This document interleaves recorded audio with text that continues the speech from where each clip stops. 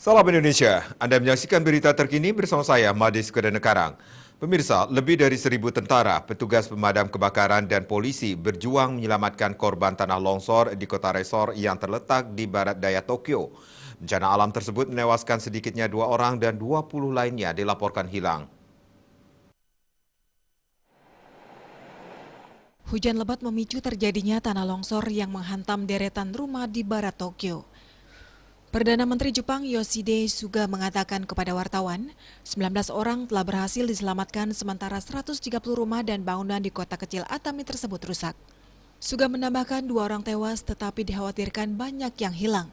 Tentara, petugas pemadam kebakaran dan tim penyelamat lain yang didukung 3 kapal penjaga pantai bekerja membersihkan lumpur dari jalan-jalan Atami dan berupaya menjangkau mereka yang diyakini masih terperangkap atau terbawa arus.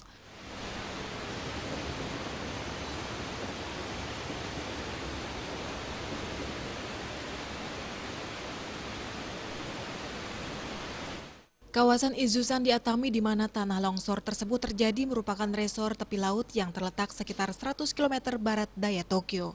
Kawasan ini terkenal dengan sumber air panas, kuil, dan jalan-jalan yang dipadati toko-toko perbelanjaan.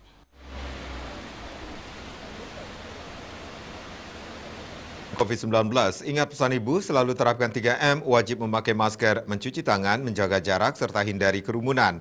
Dengan penerapan perilaku 3M, Indonesia segera terbebas virus corona menuju Indonesia maju. Tetaplah bersama Bali TV. Salam Indonesia.